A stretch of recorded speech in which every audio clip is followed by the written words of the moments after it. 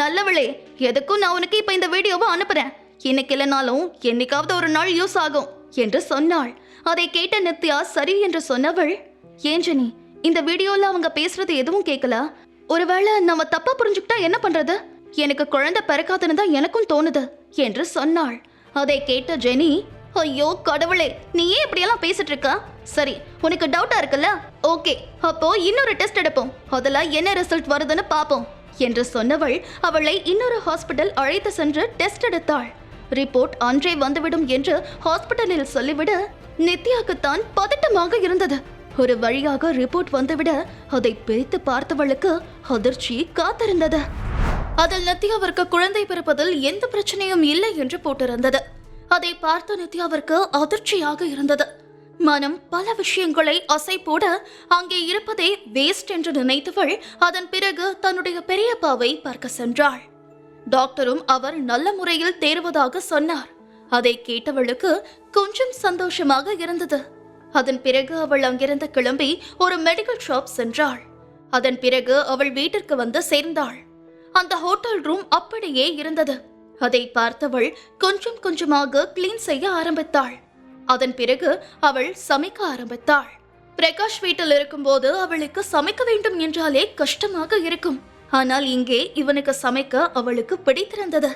அவள் சரியாக சமைத்து முடித்துவிட்டு எல்லாம் எடுத்து வைக்கும் போது சரியாக அங்கே வந்தான் மாஸ்க் அணிந்தவன். அவனை வரவேற்றவள் அமைதியாக இருக்க பால்கனியில் காயும் தன்னுடைய ட்ரெஸ் எல்லாம் பார்த்தவன், ஹே பேபி, என் ட்ரெஸ் எல்லாம் நீ துவச்சியா என்று கேட்டான். உடனே நித்யா, ஆமா, இந்த மாதிரி ட்ரெஸ் எல்லாம் மிஷின்ல துவச்சா நல்லா இருக்காது, அதான் நான் இப்படி பண்ணேன் என்று சொன்னாள். அதை கேட்டவன், இங்க பாரு, நீ இந்த மாதிரி வேலையெல்லாம் பார்க்க அவசியம் இல்ல, அதெல்லாம் வேலைக்காரங்க பாத்துக்குவாங்க என்று சொன்ன உடனே அவள், இல்ல, எனக்கு இது ஓகே தான், நான் ஹாப்பியா தான் இதெல்லாம் செய்றேன் என்று சொன்னாள். அதை கேட்டு லேசாக சிரித்தவன் மெல்ல அவள் அருகே வந்து அவள் உதட்டில் முத்தம் கொடுத்தான். என்னாச்சு நித்யா, அசையாம அப்படியே நின்னுட்ட என்று கேட்டான். உடனே அவள், அதெல்லாம் ஒன்னும் இல்ல என்று தட்டு தடுமாறி சொன்னாள். அவள் பேச்சில் உள்ள தடுமாற்றத்தை உணர்ந்த மாஸ்க் அணிந்தவனுக்கு லேசான புன்னகை தோன்ற அவன், சரி சரி, இந்த மாதிரி நடந்தா வெக்கம் வர்றது சாதாரணம் தான், ஆனா இனி எத்தனை நாள் வெக்கப்பட முடியும், நமக்குள்ளதான் எல்லாம் நடந்துருச்சு என்று சொல்லி சிரித்தான். அதை கேட்ட நித்யாவிற்கு இன்னும் வெட்கம் தோன்ற அமைதியாக சாப்பிட்டாள். ஒரு வழியாக சாப்பிட்டு முடித்தவள் அவனை பார்க்க அவனோ அவளை பார்த்து லேசாக சிரித்தான். அவளிடம் இதற்கு மேல் பேசினால் சாப்பிட மாட்டாள் என்று உணர்ந்தவன் அமைதியாக சாப்பிட்டான். சாப்பிட்டு முடித்ததும் நித்யா அவனை பார்த்தவள், என்னங்க, நான் உங்ககிட்ட ஒரு முக்கியமான விஷயம் சொல்லணும் என்றாள். அதை கேட்டதும் அவன் மிகவும் சாதாரணமாக, சொல்ல என்று சொன்னான். எனக்கு குழந்தை பிறக்குன்னு டாக்டர் சொல்லிட்டாங்க, நான் நார்மலா தான் இருக்கேன் என்று சொன்னாள். அதை கேட்டதும் அவன் அவளை பார்த்து, அதுதான் எனக்கே தெரியுமே என்று சொன்னான். அவன் அப்படி சொன்னதும் ஆச்சரியம் அடைந்த நித்யா, என்ன சொல்றீங்க, உங்களுக்கு எப்படி தெரியும் என்று கேட்டாள். உடனே அவன், இந்த உலகத்திலேயே உனக்கு குறை இருக்கு, குழந்தை பிறக்காதுங்கிறத அந்த முட்டாள் பிரகாஷும் அவனோட அம்மாவும் மட்டும்தான் நம்புவாங்க, நான் நம்ப மாட்டேன், எனக்கு உன்னை பத்தி தெரியும் என்று சொன்னான். அதை கேட்டவள், என்னடா இது, இவருக்கு என்ன பத்தி எல்லாமே தெரிஞ்சிருக்கு? அவள் மனதில் என்ன யோசிக்கிறாள் என்பதை பார்வையாலேயே உணர்ந்தவன், இங்க பாரு, நீ என்ன யோசிக்கிறன்னு எனக்கு தெரியும், ஒருவேளை நான் உன்னை பாதிலேயே விட்டுட்டா ஒரு குழந்தை கூட இருக்குமேன்னு யோசிக்கிற, அப்படிதானே? கவலைப்படாத, நீ ஏன் என்னை விட்டு போகாம நான் உன்னை எப்பவும் விட மாட்டேன் என்று சொன்னான். அந்த நாள் அப்படியே முடிய அடுத்த நாள் காலையில் எழுந்தாள் நித்யா. அவளுக்கு இப்போதும் டயர்டாகத்தான் இருந்தது. அவள் தன்னுடைய மொபைலை எடுத்து பார்க்க அவளுக்கு மாஸ்க் மனிதனிடம் இருந்து மெசேஜ் வந்திருந்தது. அதை பார்த்தவள் அதிர்ச்சி அடைந்தாள். அட, இவனுக்கு என்ன பத்தி எல்லாம் தெரிஞ்சிருக்கே என்று மனதிற்குள் நினைத்து கொண்டாள். அப்போது அவள் போன் அடித்தது. ஜெனிதான் கால் செய்தாள். உடனே அட்டன் செய்த நித்யா, சொல்லு ஜெனி என்றாள். ஹே, எனக்கு ஒரு பார்ட்டி இருக்கு நித்யா, நம்ம போலாமா என்று கேட்டாள். ஹே, இல்ல, நான் வரல, எனக்கு டயர்டா இருக்கு என்று சொன்னாள் நித்யா. அதை கேட்ட ஜெனி, அப்படி என்ன வேலை பார்த்து உனக்கு டயர்டா இருக்கு என்று கேட்டாள். அவள் அப்படி கேட்டதும் நேற்று நடந்ததை நினைத்தவள் லேசாக புன்னகை செய்துவிட்டு, அதெல்லாம் ஒன்னும் இல்ல, நான் வரேன் என்று சொன்னவள் போனை கட் செய்துவிட்டு மாஸ்க் மனிதனுக்கு ஹாய் பிஸியா என்று மெசேஜ் அனுப்பினாள். உடனே அவனிடம் இருந்து அழைப்பு வந்தது. போனை அட்டன் செய்தவள் ஹலோ, இன்னைக்கு ஒரு நாள் நான் உங்க கூட இல்லைன்னா உங்களுக்கு ஓகேவா என்று கேட்டாள். அவள் அப்படி கேட்டதும் சிரித்தவன் ஏன் உனக்கு டெய்லி என் கூட இருந்து டயர்ட் ஆயிடுச்சா என்று கேட்டான். உடனே தடுமாறியவள் அது என் ஃப்ரெண்டு கூட வெளியே போறேன் என்று சொன்னாள். யார் அந்த ஃப்ரெண்டு என்று கேட்டான் அவன். என்னோட ஃப்ரெண்டு, அவ பேரு ஜெனி என்று சொன்னாள். அதை கேட்டவன் தாராளமா போயிட்டு வா, ஆனா அடிக்கடி இப்படி போக முடியாது என்று சொன்னவன் போனை கட் செய்து விட்டான். அவன் சொன்னதை கேட்டவளுக்கு ஒரு கணம் என்ன செய்ய என்றே புரியவில்லை. இவர் என்ன எனக்கு குழந்தை பிறக்கும்னு ரொம்ப கான்பிடென்டா இருக்காரு, எனக்கே இந்த நம்பிக்கை இல்லையே என்று மனதிற்குள் நினைத்து கொண்டவள் அதன் பிறகு ஹாஸ்பிட்டல் செல்ல தயாரானாள். அப்போது அவளை அழைத்து செல்ல அங்கே வந்த ஜெனி அந்த அறையை நன்றாக மோப்பம் பிடித்தாள். அதை பார்த்த நித்யா, ஹே ஜெனி, நீ என்ன பண்ற என்றாள். உடனே ஜெனி, நான் செக் பண்ணிட்டு இருக்கேன். உன்னோட ரகசிய காதலன் உன்னை மட்டும்தான் நினைக்கிறாரா இல்ல வேற யாரும் இருக்காங்களான்னு கண்டுபிடிக்கிறேன் என்றாள். நாய்க்கே டஃப் கொடுப்ப போல மோப்பம் பிடிச்சு எல்லாம் கண்டுபிடிப்பியா என்று கேட்டாள் நித்யா. ஆமா, ஒருவேளை அவருக்கு வேற பொண்ணு கூட பழக்கம் இருந்தா இந்த ரூம்ல இன்னொரு சென்ட் ஸ்மெல் கூட வரும். ஆனா இங்க அப்படி எதுவும் வரல. சோ அவர் நல்லவர் தான், அதனால பிரச்சனை இல்ல என்று சொன்னாள்.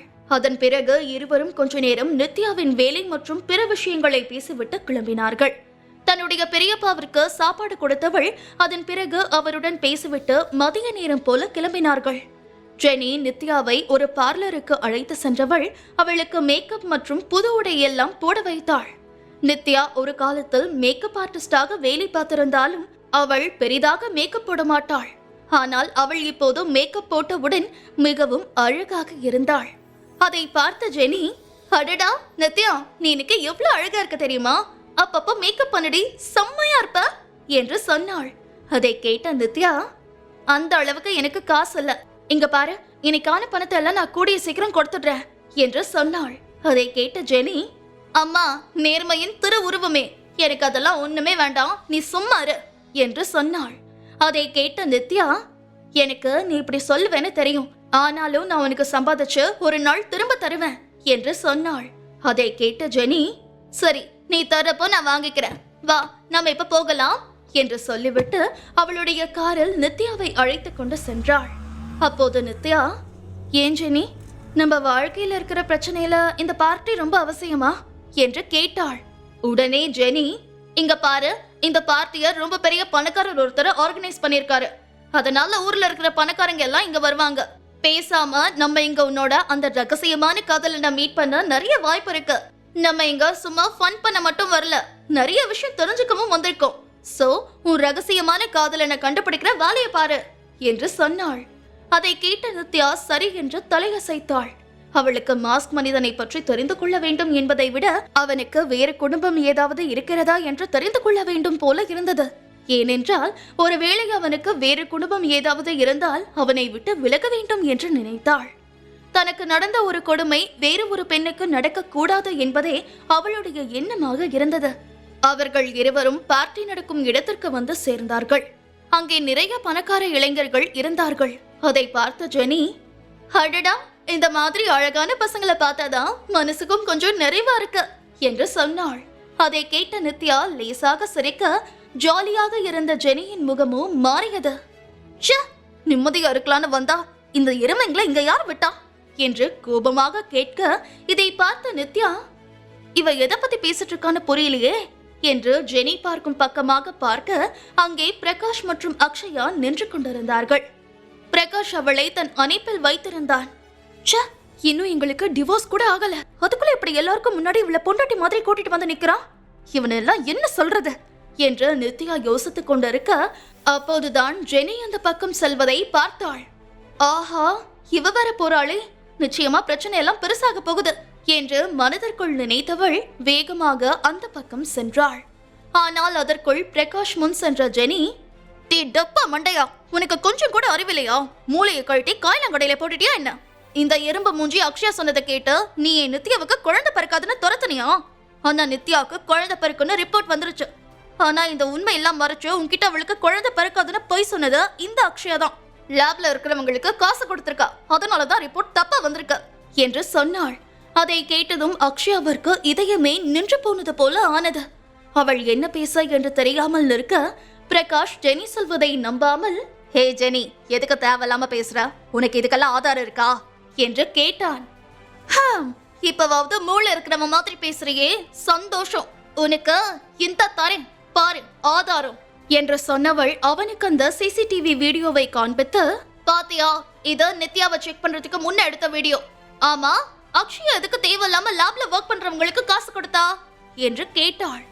ஜெனி கேள்வி கேட்க ஆரம்பிக்க அங்கே கூட்டம் சேர ஆரம்பித்தது. அப்போது அக்ஷயா, பிரகாஷ் ப்ளீஸ், நீ அவங்கள நம்பாத, இவங்க எல்லாம் பொய் சொல்றாங்க. நான் கன்சீவா இருக்கிறதுனால டாக்டரை பார்க்க போனேன், அவங்க என்ன நல்லா பாத்துக்கிட்டாங்க. நான் அதான் அதை பத்தி பேசிட்டு இருந்தேன், மத்தபடி ஒண்ணும் இல்ல. இவங்க தேவையில்லாம நித்யாவுக்கு சப்போர்ட் பண்ணி என்ன ஹர்ட் பண்றாங்க என்று சொன்னாள்.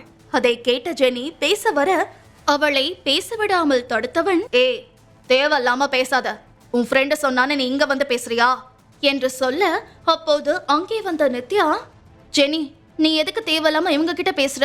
இவங்க எல்லாம் அதுக்கு வர்த்தே இல்ல என்று சொன்னவள் ஜெனியை அழைத்து செல்ல பார்க்க அவள் கோபமாக செல்வதை பார்த்த அக்ஷயா, அக்கா, நீ தேவையில்லாம கோபப்படாத. பிரகாஷ், நான் இப்ப கர்ப்பமா இருக்கிறதுனாலதான் என் மேல அக்கறையா என்று ஆரம்பிக்க அக்ஷயா கண்ணத்தில் பளார் என்று 2 முறை அறைந்தாள் நித்யா. பிரகாஷ் மற்றும் ஜெனி அதிர்ந்தனர். முழு கதையையும் கேட்டு மகிழ பாக்கெட் FM ஆப்பை டவுன்லோட் செய்யுங்கள். லிங்க் டிஸ்கிரிப்ஷனில் கொடுக்கப்பட்டுள்ளது.